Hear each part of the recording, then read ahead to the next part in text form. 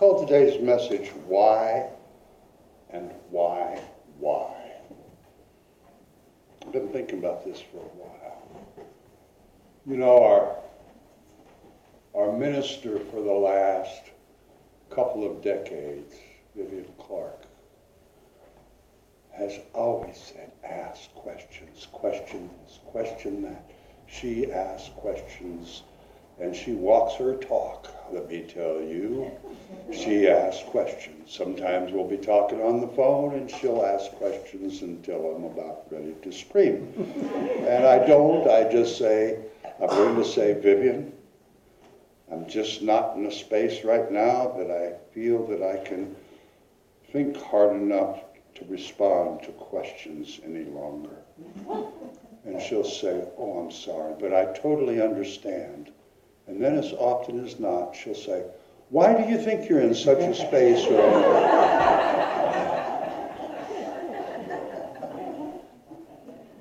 Question. I think probably the most important question we can ask is why. What, where, when, who, or how are secondary to the why. I was reading an essay a while back. It was actually a pretty boring and dry essay. It was talking about the question why in a totally different context than what I will be talking this morning. But there was an interesting little excerpt in it, so I made a photocopy, and I'd like to read it to you about how powerful the question why is. This essay was written in 1999, so some of these questions will have to do with events in 1999, but oddly enough, the events are different now, but they're the same. See if you catch this. Why, in the midst of material success, are you not happy? Why do you find it so hard? Why do you fight so hard for things?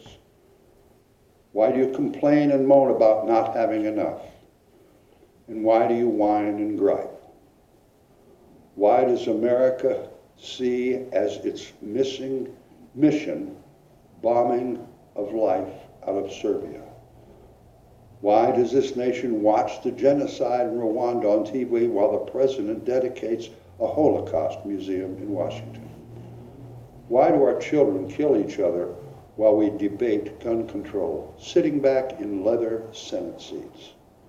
Why is the shining city on the hill, as Ronald Reagan once called America, a place where the light does not shine in every home or sparkle in the eye of every child?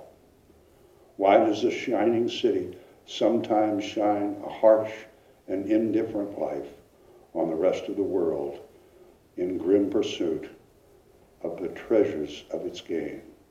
And why does the light, as bright as it is, illumine sorrow in the midst of splendor and the loss in the world for the sake of a cent?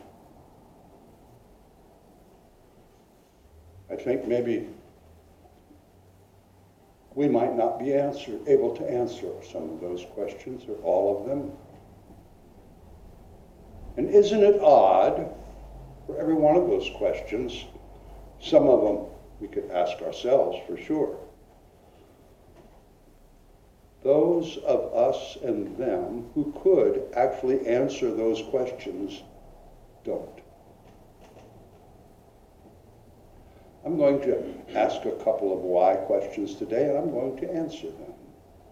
Why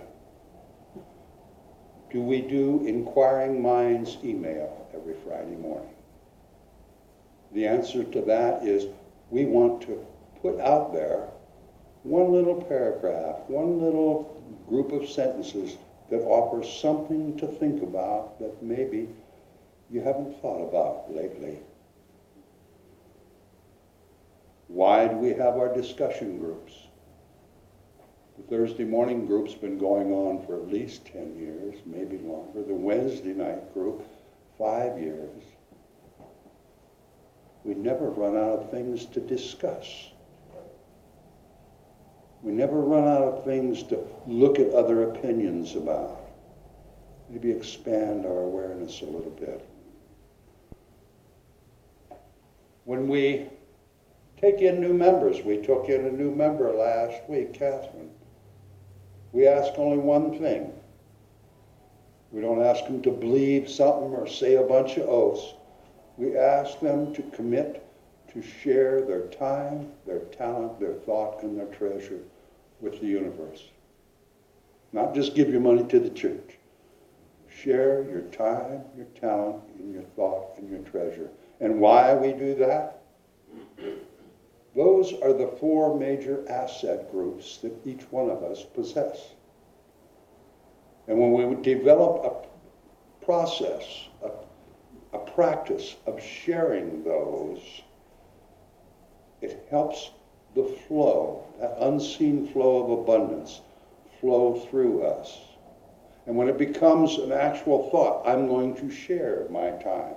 I'm going to write a check and put it in the basket. Our consciousness has shifted and elevated. And that changes the consciousness in our whole universe. And so that one little question, will you commit your time, talent, thought, and treasure? That little bitty thing can do more to elevate consciousness in every one of us, perhaps than anything that we can discuss during the message on Sunday, if we could develop that practice. Why do we have the basket in the back and not pass it? All churches pass the basket, not us.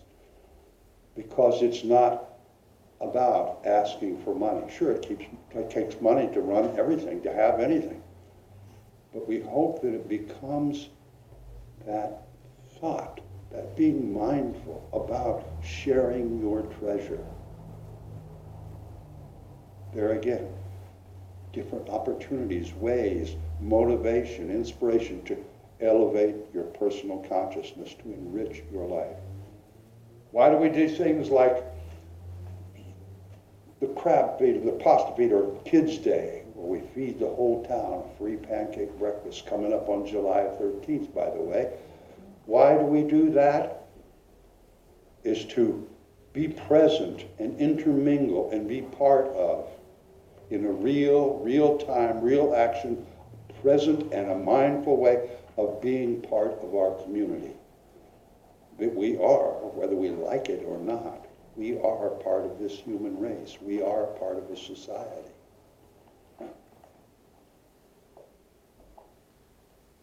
That's some questions. I just told you why.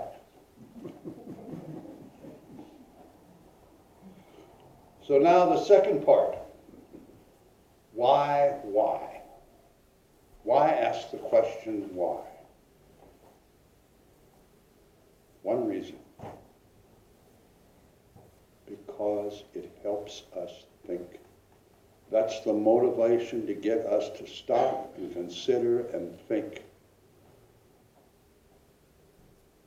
Is there a problem? Well, then we need to find the solution for the problem. Einstein said you can't find a solution for a problem, or any challenge, with the same consciousness in which it was caused. That's why we ask the questions. On Sunday mornings, I think that my job is to get you to think. Not to get you to learn verses or swear to beliefs. I don't care what you think. I don't care what you believe. That's your personal business.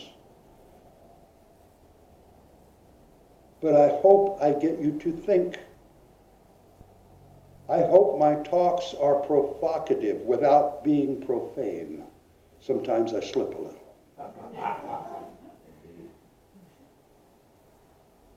But if we can think instead of being conditioned, we as a society are so conditioned, we can't even really imagine how deep that conditioning goes.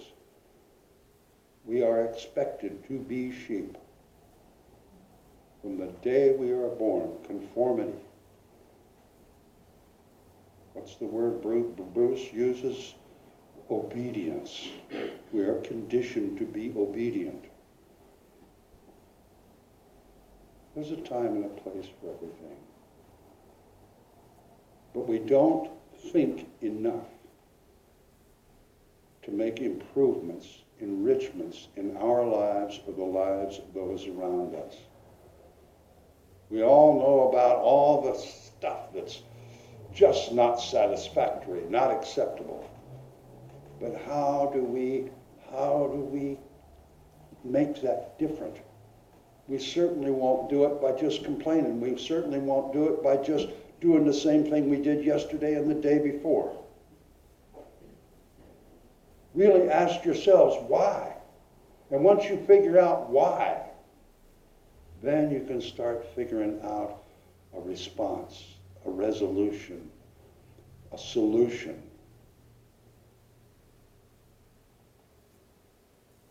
But how many times over the last 2 decades have we heard Vivian say, question your thoughts, question your beliefs, question your opinions, always.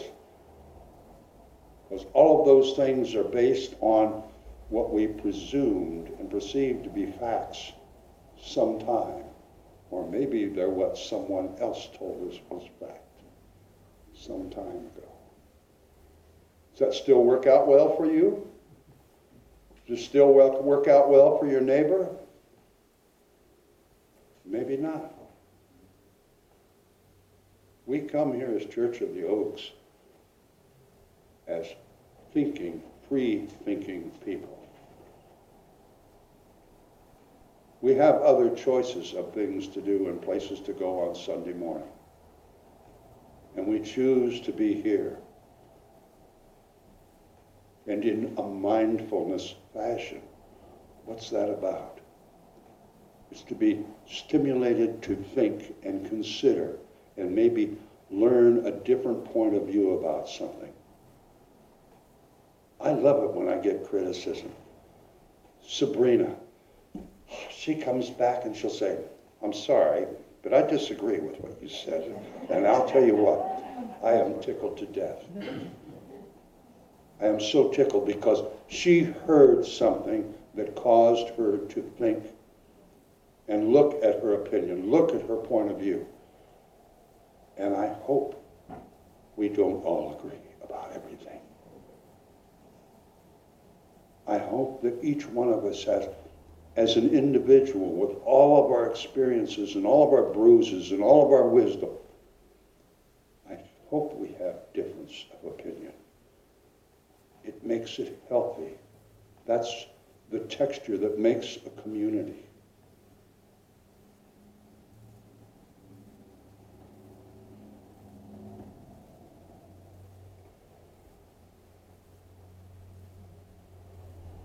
I'm going to share, finally, something that I think is very profound. You can agree or not agree. It's your business. If you want to be seen, stand up tall and proud and be seen. If you want to be heard, speak your truth loud and clear. You will be heard. And if you want to be appreciated, and I certainly want to be appreciated, just sit down and shut up. So that's the time for now. Let's stand up and sing Life is for Living, shall we?